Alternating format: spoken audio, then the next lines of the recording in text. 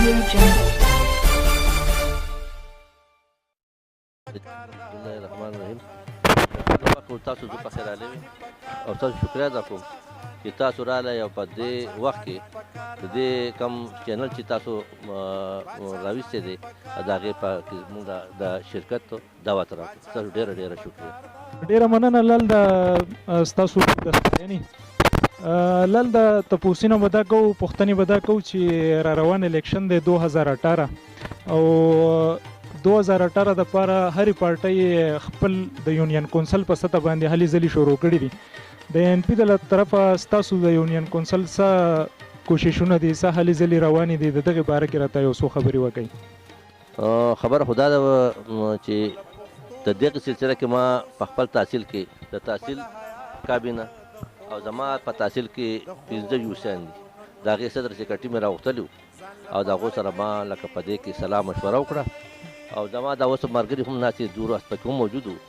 نو د هغې په سلسله کې موږ د شرکو چې موږ په هر یوسي کې د خپل طاقت مناسب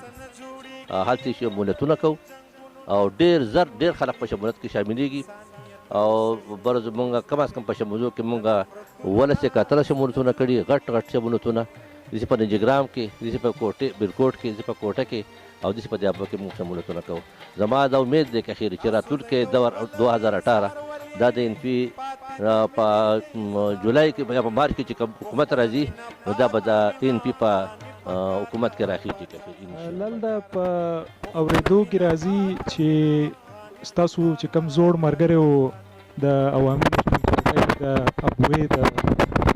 له طرفه صدیق علي خان لال وایي چې هغه بیا یو پیره بیا په ان پي ته را روان دی. نو څه ګڼئ چې دا په دې خبره کې څومره حقیقت دی او د هغه د راتلو سره به ان پي ته پیدا میلاویږي، نقصان میلاویږي؟ ستاسو څه خیال دی په دې باره کې؟ خبره خو همداسې ده چې که نه مونږ نېشنل پارټۍ والا چې مونږ هر پښتون ته په پارټۍ کې د شاملیت درخواست کوو او زمونږ مشر حیدر خان وایي چې که په غره په سر کې یو پښتون یو هغه د چا نه خفی زمونږ نه خفی نو موږ به ځو هغه به رضا کوو. په داسې سلسله کې مونږ صدیق علي خان سره خبرې کړې دي او که راشي خو دا یو ډېر نیک کار دی ځکه چې پارټي خو که هر څه نو لږه زیاته به شي دا هغه یو واقع هم دی نو کېدای شي چې راشي نو بیا به خو اوس حالا مونږ ته دومره واضح پوزیشن نشي چې هغه دی. بسم الله الرحمن الرحیم. ټول نه مخکې خو زه د ایم پي چینلز د کم تاسو ملګري یې دې ته په خیر راغلی یم ځکه چې دا وخت دا حالات چې دي دا د کمیونیکیشن دي، دا د ابلاغ دي، دا د میډیا دي، که هغه د پرنټ میډیا ده که الکترونیک میډیا ده او هغه قومونه ابه ترقي کوي، سیاسي ترقي به کوي، معاشي ترقي به کوي، سماجي ترقي به کوي چې کم قومونه مقصد دا چې دغه شان ستاسو هم ده مقامي مثلا چینلي کولاو کې د خلکو اواز چې دی هغه د اقتدار ایوانونو ته ورسوي. نو دا به تاسو د علاقې خدمت هم ستاسو یو خپل پروفیشنل یو سکل به هم مثلا لکه د هغې ستاسو جوړیږي. نو ډېره مننه چې یاره په دې حواله باندې تاسو نن مثلا دلته کې رالی او د عوامي نېشنل پارټۍ دفتر کې تاسو د دې خلکو ځکه چې دا د خلکو نمایندګان دي، دوی د خلکو مقصد دی چې یاره نمایندګي کوي نو دیو د عوامو مقصد دی په مسلو پوهېږي، د دې ځای مسلې پېژني. لکه څنګه چې مقصد دی لکه بختیار خان وی د تحصیل د عوامي نېشنل پارټۍ صدر دی او لکه دوی چې دا کمې خبرې وکړې لږ داسې ده چې زه په دې باندې رڼا واچوم ځکه چې دوی کومه دلته میټینګ کړې په تحصیلي بریکوټ نه بلکې په پي کې شپږم او د هغې عوامي نېشنل پارټۍ د ټولو سیاسي پارټو نه ځکه چې هغه د خلکو د مسلو نه خبر دي. نو عوامي نېشنل پارټۍ واحده پارټي ده چې هغو داسې فیصلې وکړې چې هغوی د مخکې نه الیکشن هم د دې راغلی دا ډېر مثلا یو کریټیکل وخت چې یاره الیکشن نه وي، الیکشن ته په میاشتو ټایم پاتې خو دا د عوامي نېشنل پارټۍ د منظمتیا او د هغو د واضحه پروګرام دلیل دی چې هغوی په خپل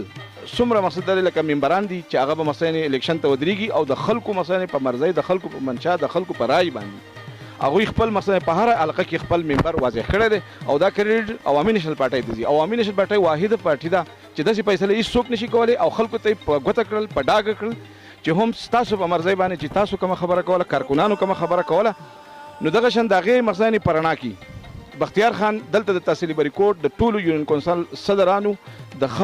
پوهه ورکرانو میټینګ راغوښتلی دی او دلته کې چې څه مسلې دي د خلکو نو ټولو ته هدایت جاری کړي دي چې تاسو په خپل کلو کې په خپلو علاقو کې چې چاته استاد دی هغه ته مسله ده پولیس دی هغه ته مسله ده زمیندار دی هغه ته مسله ده ادیب دی هغه ته مسله ده دا ټولې مسلې تاسو مسله لکه راغونډې کوي چې دا زموږ مسله په آینده د الیکشن د کمپین ایسه جوړه شي او هم دغه مسلې چې کوم دي دا به موږ د خپلو ممبرانو ته وایو او دا به موږ مثلا خپل صوبایي